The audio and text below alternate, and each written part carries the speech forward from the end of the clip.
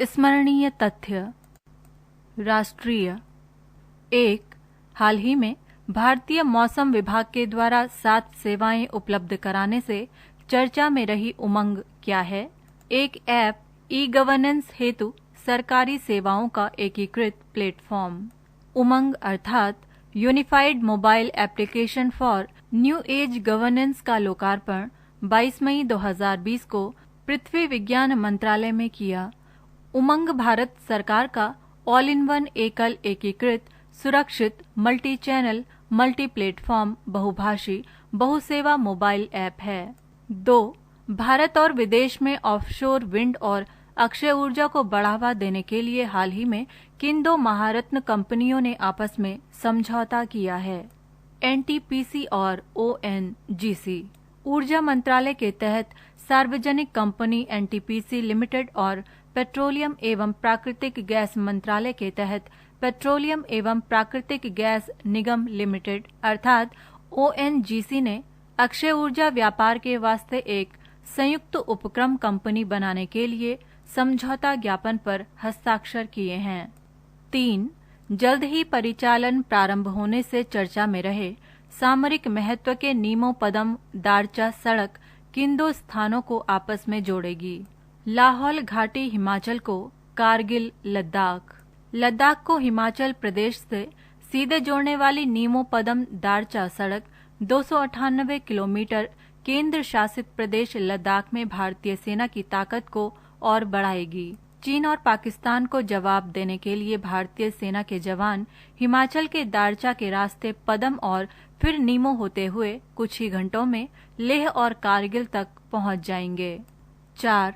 हाल ही में धान में पराली की समस्या को दूर करने के लिए वैज्ञानिकों द्वारा किन 2 जीनों की पहचान की गई है? RH14 एवं RH18। पुणे स्थित अगारकर अनुसंधान संस्थान के वैज्ञानिकों ने गेहूं में 2 वैकल्पिक बौना करने वाले जीनों RH14 एवं RH18 का मानचित्रण किया है। ये जीन बेहतर नवांकुर ताकत और लंबे कोलियोपटाइल के साथ जुड़े होते हैं। 5. हाल ही में विश्व स्वास्थ्य संगठन के एग्जीक्यूटिव बोर्ड के चेयरमैन के रूप में किसकी नियुक्ति की गई है? केंद्रीय स्वास्थ्य मंत्री डॉक्टर हर्षवर्धन। केंद्रीय स्वास्थ्य मंत्री डॉक्टर हर्षवर्धन विश्व स्वास्थ्य संगठन के 34 सदस्यीय एग्जीक्यूटिव बोर्ड के चेयरमैन नियुक्त किए गए हैं। वो जापान के डॉक्टर हिरोकी नकतानी की जगह लेंगे। 6. चीन से अपना पूरा विनिर्माण परिचालन भारत में लाने से चर्चा में रही कासा एवर्ज जिम्ब मूलतः किस देश की कंपनी है एवं ये किस चीज का निर्माण करती है? Germany footwear company. जर्मनी की फुटवेयर कंपनी कासा एवर्ज जिम्ब ने अपना पूरा विनिर्माण परिचालन चीन से भारत लाने की घोषणा की है। इसके लिए उसने घरेलू जूता निर्यातक कंपनी आई आर्ट्रिक इंडस्ट्रीज के साथ समझौता किया है। वॉन वेलेक्स ब्रांड नाम से जूते बनाने वाली कासा एवर्ज जिम्ब ये कारखाना उत्तर प्रदेश में आगरा में स्थापित होगा। 7. हाल ही में चर्चा में रहे एम्फन चक्रवात को किस श्रेणी का चक्रवात घोषित किया गया है एवं इस श्रेणी के चक्रवात की गति कितनी होती है? सुपर साइक्लोन 221 किलोमीटर प्रति घंटा। चक्रवाती तूफान एम्फन ने भारत के पूर्वी राज्यों पश्चिम बंगाल और ओडिशा में भारी तबाही मचाई है। ये खतरा इसलिए भी अधिक है क्योंकि ये एक सुपर साइक्लोन है। इसकी वजह से चलने वाली हवा की गति 200 किलोमीटर प्रति घंटे से भी तेज हो सकती है। 8. किस दुर्लभ रोग के कारण मशहूर अभिनेता इरफान खान का निधन हो गया? Neuroendocrine tumour. न्यूरोएंडोक्राइन ट्यूमर एक अलग प्रकार का कैंसर होता है। इसे कैंसर के सिफिकेशन में 10 से 15 वर्ष पहले ही जोड़ा गया है। इसके बारे में पता लगाने के लिए विशेष प्रकार की पड़ताल क्रोमोग्राफिन एसे और क्रोमेटिन टेस्ट किया जाता है। 9. विश्व के सर्वश्रेष्ठ संस्थानों द्वारा परिचालित द क्लास सेंट्रल के सर्वश्रेष्ठ 30 निशुल्क ऑनलाइन पाठ्यक्रमों की सूची में भारत के कितने पाठ्यक्रम शामिल हैं?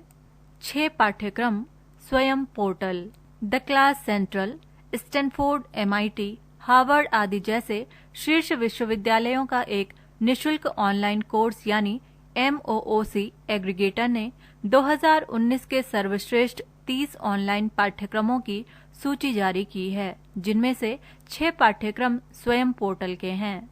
10. चर्चा में रहे विदेशी संस्थागत निवेश अर्थात FPI क्या होता है। विदेशी निवेशकों के द्वारा भारतीय कंपनियों के शेयरों और ब्रांड में 10% से कम का निवेश। जब विदेशी निवेशक शेयर बाजार में सूचीबद्ध भारतीय कंपनी के शेयर खरीदकर 10% से कम हिस्सेदारी खरीदता है तो उसे FPI कहते हैं। ये निवेश शेयरों और बॉन्ड के रूप में होता है।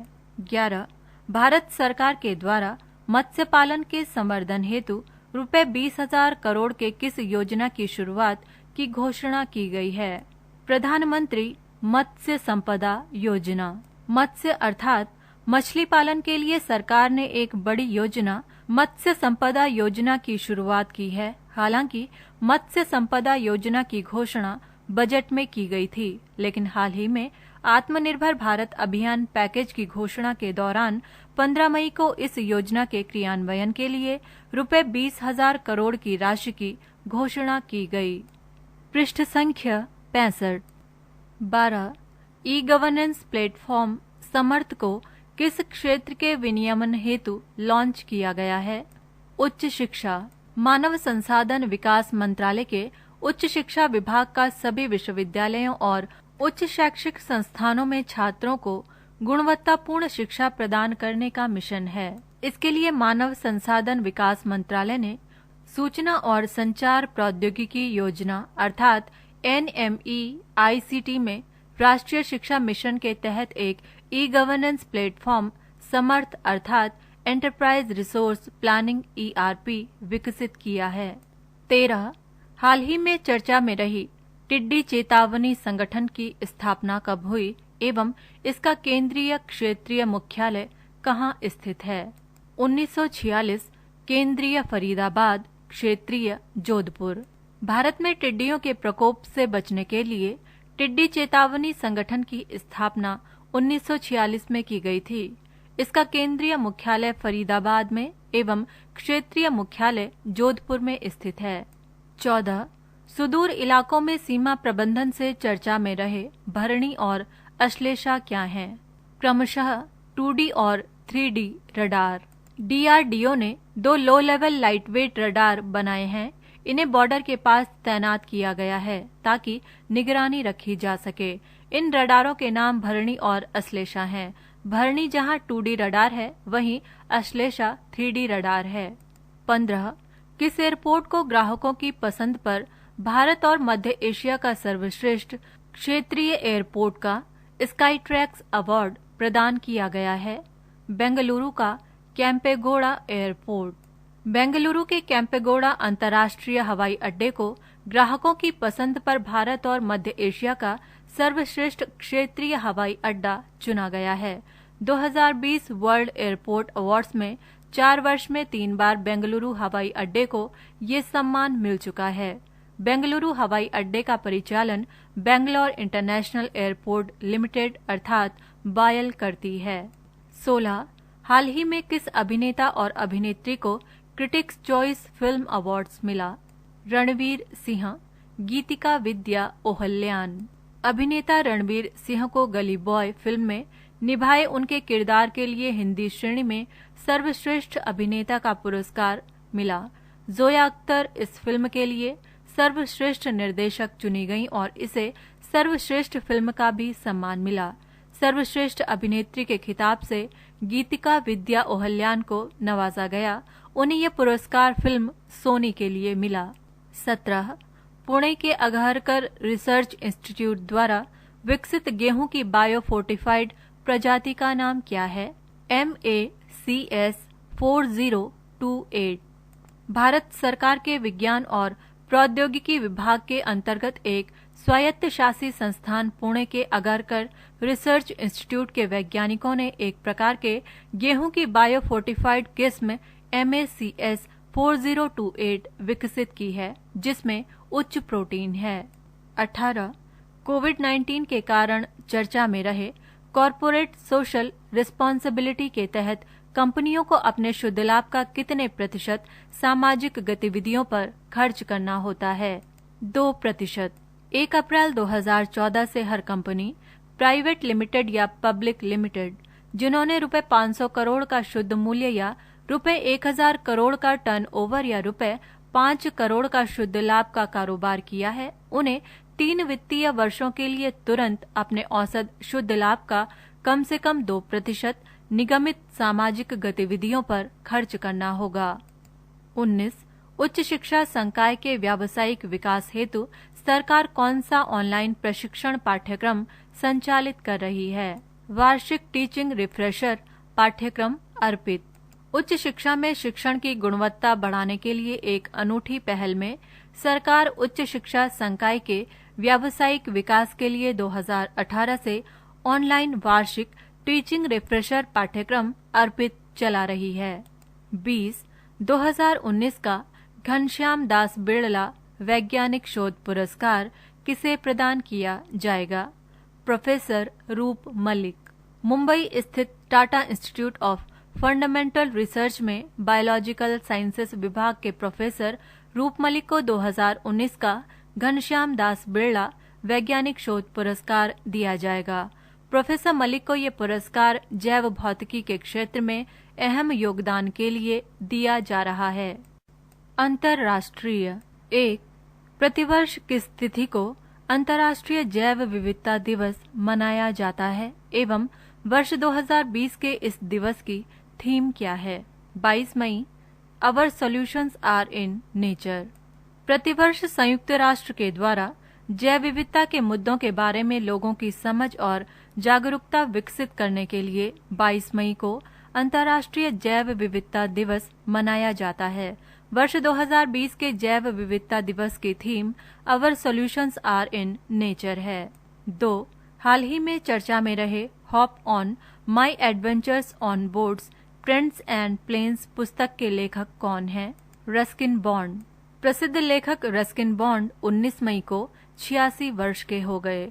इस अवसर पर पुस्तक प्रकाशक स्पीकिंग टाइगर ने उनकी एक नई पुस्तक hop on my adventures on boats trains and planes जारी की है।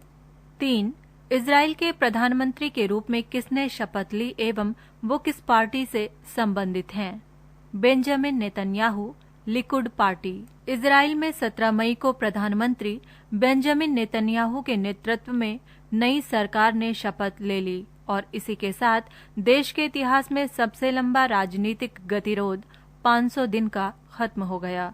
एक के बाद एक हुए 3 चुनावों में किसी को स्पष्ट बहुमत नहीं मिला था। 4. अमेरिका के द्वारा किस दिग्गज ई कॉमर्स कंपनी के 5 डोमेन पर ट्रेडमार्क धोखाधड़ी और कॉपीराइट पायरेसी के आधार पर कुख्यात बाजारों की सूची में डाल दिया गया है? अमेजन। ट्रंप प्रशासन ने दिग्गज ई कॉमर्स कंपनी अमेजन के 5 विदेशी डोमेन पर ट्रेडमार्क धोखाधड़ी और कॉपीराइट पायरेसी का आरोप लगाते हुए उन्हें कुख्यात बाजारों वाली सूची में डाल दिया है। इसमें अमेजन का भारतीय डोमेन भी शामिल है। 5. आगामी विश्व मुक्केबाजी चैंपियनशिप 2021 की मेजबानी भारत से रद्द करके किस देश को दे दी गई है? Belgrade, Serbia. AIBA ने एक बयान में कहा है कि भारत मेजबान शहर अनुबंध के नियमों के तहत मेजबानी की फीस नहीं भर सका, जिससे AIBA ने करार तोड़ दिया। भारत को अब करार रद्द होने के कारण $500 का जुर्माना भरना होगा। भारत में ये टूर्नामेंट पहली बार होने वाला था। पृष्ठ संख्या 66। 6. हाल ही में जारी सिपरी अर्थात स्पेलिंग SIPRI की रिपोर्ट के अनुसार वर्ष 2019 में सैन्य खर्च में विश्व के प्रथम 3 अग्रणी राष्ट्र कौन हैं? प्रथम अमेरिका, द्वितीय चीन और भारत तृतीय। Stockholm International Peace Research Institute SIPRI की रिपोर्ट के मुताबिक चालू दशक के वर्ष 2019 में सैन्य खर्चों में 3.6% की सबसे ज्यादा वैश्विक वृद्धि दर्ज की गई है। अमेरिका के बाद चीन और भारत सैन्य खर्च के मामले में क्रमशः दूसरे और तीसरे स्थान पर हैं। 7. कौन सा देश अपने दावों के समर्थन में विवादित 11 डैश लाइन का प्रयोग करता है एवं ये किस भौगोलिक क्षेत्र से संबंधित है? चीन दक्षिणी चीन सागर से। दक्षिणी चीन सागर के पैरासिल और स्प्रेटली द्वीप समूह पर अपने अधिकार को चीन काफी पुराना बताता है। वो इसके पक्ष में 1947 में अपने यहाँ प्रकाशित एक मानचित्र दिखाता है जिसमें अंग्रेजी के यू अक्षर के आकार में 11 डैश लाइनें बनी हुई हैं। 8. चर्चा में रहे हूती विद्रोही किस देश से संबंधित हैं? यमन। यमन में 2015 से गृह युद्ध चल रहा है और ये सऊदी अरब ईरान के बीच शीत युद्ध का अखाड़ा बना हुआ है। हूती विद्रोही यमन में उत्तरी इलाके के शिया मुसलमान हैं। 9. हाल ही में चर्चा में रहे छात्र समूह फ्राइडेज फॉर फ्यूचर क्या है एवं इस पहल की नेतृत्वकर्ता कौन है? छात्रों द्वारा समर्थित पर्यावरण आंदोलन की मुहिम ग्रेटा थनबर्ग। जलवायु परिवर्तन कार्यकर्ताओं ने वैश्विक ऑनलाइन प्रदर्शन किया और अपना मुद्दा उठाया। कोरोना वायरस महामारी के चलते उन्हें अपनी आवाज ऑनलाइन उठानी पड़ी। छात्र समूह Fridays for future global warming से निपटने के लिए विश्व के नेताओं से ऑनलाइन आह्वान कर रहा है। युवा जलवायु आंदोलन का जाना माना चेहरा स्वीडन की 17 वर्षीय कार्यकर्ता ग्रेटा थनबर्ग हैं। 10. अमेरिका द्वारा चीन से रिहा करने की अपील से चर्चा में रहे गेदुन चोई की नीमा कौन हैं? तिब्बती बौद्ध धर्म के 11वें पंचेन लामा। अमेरिका ने चीन से तिब्बती बौद्ध धर्म के 11वें पंचेन लामा गेदुन चोई की नीमा को रिहा करने का आग्रह किया है, जिन्हें कथित तौर पर चीनी अधिकारियों ने 6 वर्ष की उम्र में बंदी बना लिया था। 11. चर्चा में रहे दोंगशा द्वीप समूह किस महासागर या सागर में स्थित है एवं इस पर किस देश का आधिपत्य है? दक्षिण चीन सागर, ताइवान। कोरोना वायरस संकट के बीच चीन और ताइवान के विवाद बढ़ता नजर आ रहा है। चीन के दक्षिण चीन सागर में ताइवान के नियंत्रण वाले दोंगशा द्वीप समूह पर कब्जा करने का युद्धाभ्यास करने का ऐलान करने के बाद तनाव और बढ़ गया है। 12. चीन द्वारा कृत्रिम द्वीप के निर्माण से चर्चा में रहे फेयुदु फेनुल्हु द्वीप किस देश के अधीन है एवं किस महासागर में स्थित हैं? मालदीव, हिंद महासागर। भारत को घेरने की फिराक में जुटा चीन हिंद महासागर में लक्षद्वीप से 600 किलोमीटर की दूरी पर मालदीव में एक कृत्रिम द्वीप का निर्माण कर रहा है। मालदीव के फेयुदु फेनुल्हु द्वीप को तत्कालीन चीनी सरकार ने $4 मिलियन में चीन को 2016 में लीज पर दे दिया था। 13. हाल ही में किस देश के द्वारा सैन्य उपग्रह नूर को लॉन्च किया गया है? ईरान। कोरोना वायरस की वैश्विक महामारी और अमेरिका के साथ व्यापक तनाव के बीच ईरान ने अपने एक सैन्य उपग्रह को लॉन्च किया है। ईरानी सेना ने इस उपग्रह का नाम नूर यानी रोशनी रखा है। उपग्रह सफलतापूर्वक पृथ्वी की सतह से 425 किलोमीटर अर्थात 264 मील की कक्षा में पहुंच गया। 14. वैश्विक प्रेस स्वतंत्रता सूचकांक 2020 में प्रथम और आखिरी स्थान पर कौन से देश काबिज हैं? क्रमशः नॉर्वे और नॉर्थ कोरिया। भारत वैश्विक प्रेस स्वतंत्रता सूचकांक में 180 देशों के समूह में 2 स्थान नीचे उतरकर 142वें नंबर पर आया है। नॉर्वे लगातार चौथे वर्ष में लिस्ट में सबसे ऊपर है और नॉर्थ कोरिया अंतिम स्थान पर है। 15. वर्ष 2020 के लिए यूनेस्को के द्वारा विश्व पुस्तक की राजधानी के रूप में किस शहर का चयन किया गया है? Kuala Lumpur, Malaysia. प्रत्येक वर्ष यूनेस्को के द्वारा विश्व पुस्तक की राजधानी के रूप में एक शहर का चयन किया जाता है। वर्ष 2020 के लिए विश्व पुस्तक की राजधानी के रूप में कुआलालंपुर का चयन किया गया है। 16. चर्चा में रहे दक्षिणी चीन सागर में किन द्वीप समूह को प्रशासित करने के लिए चीन ने नए जिलों की स्थापना की है? पैरासल द्वीप समूह और स्प्रेटली द्वीप। चीन लगभग पूरे दक्षिण चीन सागर और आइलैंड्स पर अपना दावा करता है। अप्रैल की शुरुआत में चीन ने क्षेत्र पर संप्रभुता के अपने दावे को मजबूत करने के लिए पैरासल द्वीप समूह और स्प्रेटली द्वीपों को प्रशासित करने के लिए 2 जिलों की स्थापना की घोषणा की। 17 अंतरिक्ष मिशन तियानवेन-1 किस देश की अंतरिक्ष परियोजना है? चीन का मंगल मिशन। कोरोना वायरस वैश्विक महामारी से जूझ रहे चीन ने अपने अंतरिक्ष दिवस के अवसर पर अपने मंगल मिशन का नाम तियानवेन-1 रखा है, जिसका अर्थ है स्वर्गीय प्रश्न या स्वर्ग से प्रश्न। चीन की इसी वर्ष के अंत में मंगल पर तियानवेन-1 को प्रक्षेपित करने की योजना है। 18 आग लगने की घटना से चर्चा में रहे यूरोप के सर्वश्रेष्ठ संरक्षित वेटलैंड्स में शामिल बिब्रिजा नेशनल पार्क किस देश में स्थित है? पोलैंड। पोलैंड के सबसे बड़े बिब्रिजा नेशनल पार्क में पिछले दिनों आग लग गई। रिपोर्ट के मुताबिक यहां पर मौजूद सूखे के चलते इस आग ने रफ्तार पकड़ी। पिछले 1 वर्ष से यहां पर सूखे की समस्या बनी हुई है। 19 यूनेस्को की विश्व धरोहर स्थल में शामिल और गोरिल्लाओं की आबादी के लिए प्रसिद्ध विरुंगा नेशनल पार्क किस देश में स्थित है? Democratic Republic of Congo. Virunga Africa का सबसे पुराना प्रकृति रिजर्व और एक लोकप्रिय पर्यटन केंद्र है। इसे खासकर पर्वत गोरिल्लाओं की आबादी के लिए भी जाना जाता है। ये पार्क यूनेस्को की ओर से विश्व धरोहर स्थल में भी शुमार है। 20 टोक्यो ओलंपिक और पैरालंपिक का शुभंकर क्या है? क्रमशः मिराई तोवा और सोमाइटी। कोरोना वायरस महामारी के चलते स्थगित किए गए टोक्यो ओलंपिक अब अगले वर्ष 23 जुलाई से 8 अगस्त तक एवं पैरालंपिक खेल 24 अगस्त से 5 सितंबर के बीच आयोजित किए जाएंगे। जापान ओलंपिक के शुभंकर को मिराई तोवा नाम दिया गया है। वहीं पैरालंपिक खेलों हेतु लाल चेकधारी शुभंकर को सोमाइटी नाम दिया गया है। पृष्ठ संख्या 67।